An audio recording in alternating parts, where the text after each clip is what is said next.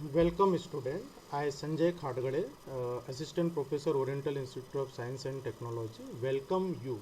Uh, Today we will start the our lecture series, and first lecture are will be covered today, and subject is the electronic devices for RGPV syllabus third sem EC 304. The today topic is introduction and comparison of the conductor, semiconductor and insulator material and some property application of semiconductor material. Today we will cover the topic introduction of the conductor, semiconductor and insulator material, comparison between all of these three, application of the semiconductor and possible semiconductor material available for the making semiconductor devices, and some properties of the semiconductor materials. Now we will discuss about the conductor, semiconductor and insulator. अगर आप electrically property means electrically अगर हम material को divide करें electrical property के through कि किसमें से करंट फ्लो हो रहा है नहीं हो रहा है, तो मटेरियल को हम तीन पार्ट में डिवाइड कर सकते हैं: कंडक्टर, सेमीकंडक्टर एंड इंसुलेटर. अगर हम कंडक्टर की बात करें तो अगर हम इसके दोनों एंड पे पोटेंशियल डिफरेंस प्रोवाइड करते हैं तो मटेरियल जो होता है कंडक्टर मटेरियल उसमें generous flow of charge carrier होता है, मीन्स करंट उसमें से फ्लो होता है. It is called the conductor material. तो कॉपर, गोल्ड ये सब आपके एग्जाम्पल है कंडक्टर के लिए. और जो कंडक्टिविटी होती है सेमीकंडक्टर और इंसुलेटर की, अगर इनकी बात करें तो इंसुलेटर की जो कंडक्टिविटी सबसे लो होती है, नेग्लिजिबल कंडक्टिविटी होती है, मीन्स इलेक्ट्रॉन्स फ्लो जो इंसुलेटर होता है उसमें से आपका electrons flow negligible electrons flow होता है. और कंडक्टिविटी आपकी सेमीकंडक्टर मटेरियल की between the conductor and semiconductor material, between the conductor and insulator material होती है. ये आपके सामने एग्जाम्पल है. तो सेमीकंडक्टर जो सबसे ज़्यादा यूज होता है वो आपका सिलिकॉन मटेरियल है, देन जर्मेनियम. और इंसुलेटर की जो एग्जांपल है ये आपका इलेक्ट्रिकल इंसुलेटर मटेरियल है जो आपने टावर पे जो पावर ट्रांसमिशन के लिए देखा होगा. और प्लास्टिक मटेरियल जितने भी होते हैं वो आपके एग्जांपल ऑफ दी से इंसुलेटर है. देन बात करते क्योंकि इलेक्ट्रिकली हम मटेरियल को डिवाइड कर रहे हैं तो इलेक्ट्रिकली जो कंडक्टिविटी और रजिस्टिविटी होती है उन पैरामीटर को थोड़ा सा देख लेते हैं. तो resistivity for any material is given by the rho and it is the value of 1 by conductivity. और रो जो होता है मटेरियल की प्रॉपर्टी होती है और हर मटेरियल के डिफरेंट टाइप ऑफ मटेरियल के लिए रजिस्टिविटी आपकी फिक्स होती है. मीन्स कॉपर के लिए, एल्यूमिनियम के लिए, सिलिकॉन के लिए, प्लास्टिक के लिए, हर किसी के लिए आपकी रजिस्टिविटी की एक फिक्स वैल्यू होती है. और resistivity is also given by RA divide by L. इसकी यूनिट होती है ओम मीटर. तो अगर हम तीनों मटेरियल की बात करें तो सबसे ज़्यादा जो रजिस्टिविटी होती है वो आपकी इंसुलेटर की होती है और सबसे जो आपकी कम रजिस्टिविटी होती है वो कंडक्टर मटेरियल की होती है. इसलिए जो करंट फ्लो होता है वो आपका कंडक्टर में सबसे ज़्यादा होता है और जो इंसुलेटर में वो सबसे कम होता है. ये कुछ वैल्यू आपकी है. तो रजिस्टिविटी कॉपर की 10⁻⁻6 ओम मीटर होती है, सिलिकॉन के लिए 50 × 10⁻³ ओम मीटर, और resistivity of the germanium 50 ohm metre, और resistivity of the insulator 10⁻12 ohm metre. इसलिए आपको दिख रहा है कि 10⁻12 ओम मीटर रजिस्टिविटी मीन्स इसकी कंडक्टिविटी सबसे पुअर रहने होगी. और ये आपकी रेंज है तीनों के लिए कि जो आपकी रजिस्टिविटी वो कहाँ से कहाँ तक लाई करती है. Now we will see the comparison between the all this material. तो फर्स्ट जो आपका पॉइंट है वो तो आपकी डेफिनेशन पॉइंट ऑफ व्यू से है. कंडक्टिविटी अभी हमने देखा कि कंडक्टर मटेरियल की सबसे हाई होती है और देन आपकी इंसुलेटर की लो और सेमीकंडक्टर के लिए मॉडरेट वैल्यू होती है. फॉरबिडन गैप, तो कंडक्शन बैंड और वैलेंस बैंड अभी आप आगे पढ़ोगे. तो कंडक्शन बैंड और वैलेंस बैंड के बीच का जो एनर्जी गैप होता है it is called the forbidden gap और एनर्जी गैप. तो जो आपका कंडक्शन बैंड होता है उसमें फॉरबिडन एनर्जी गैप जीरो होता है, मीन्स कंडक्शन और वैलेंस बैंड दोनों आपके ओवरलैप होते हैं. सेमीकंडक्टर में फॉरबिडन गैप कम होता है, अराउंड 1 इलेक्ट्रॉन वोल्ट होता है, और सबसे हायर जो 6 to 10 वोल्ट होता है वो आपका इंसुलेटर में होता है. रजिस्टिविटी अभी आपने देखा सबसे लो आपकी रजिस्टिविटी कंडक्टर की होती है, सबसे हाईएस्ट आपकी इंसुलेटर की होती है.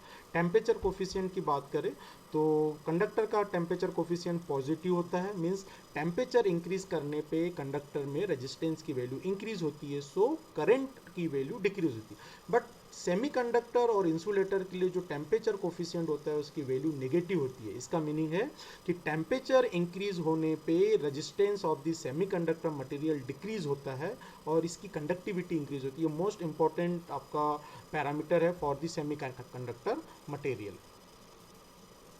नेक्स्ट आपका है कंडक्टिविटी वैल्यू। तो ये आपकी वैल्यू है किस रेंज में आपकी होती है। तो सबसे हाई जो कंडक्टिविटी कंडक्टर के लिए और लो वैल्यू आपकी नेग्लिजिबल के लिए होती है इंसुलेटर मटेरियल के लिए।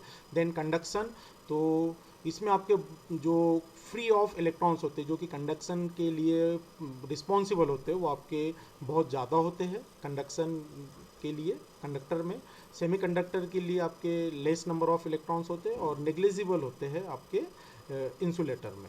ये आपकी रेजिस्टेंस वैल्यू है। करंट फ्लो की हम बात करें तो current flow caused by the presence of free electrons की वजह से होता है।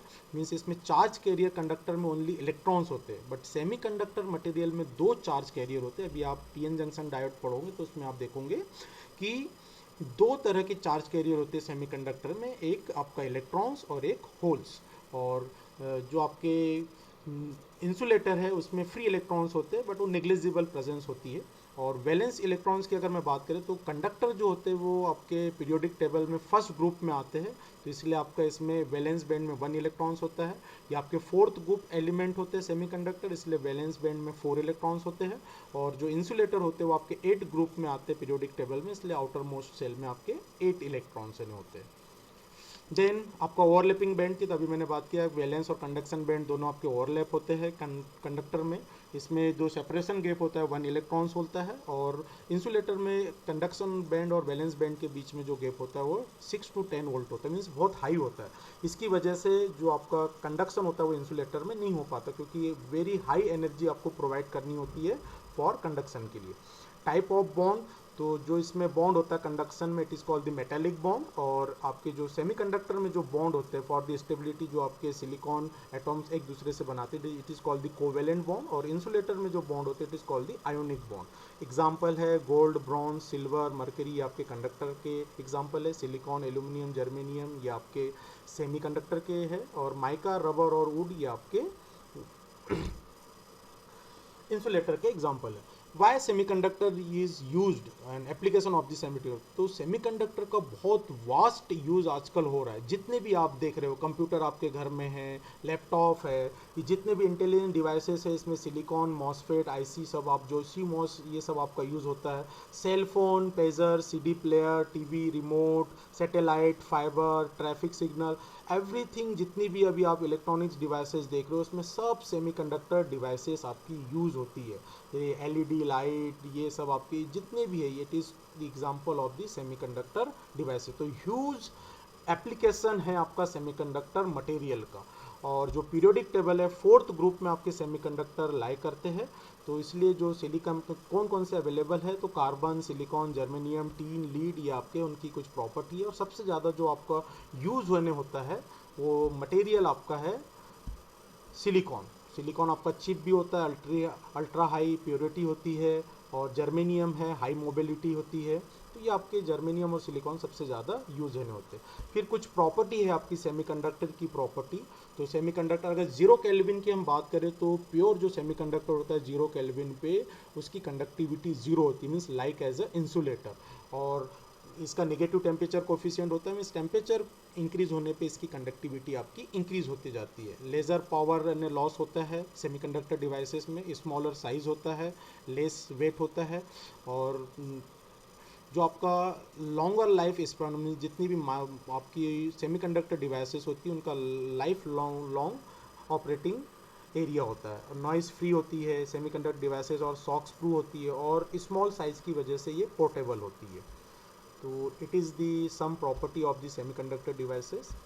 Thank you for the student. And next series में हम यूनिट 1 के जो टॉपिक है वो 1 by 1 कवर करेंगे। Thank you.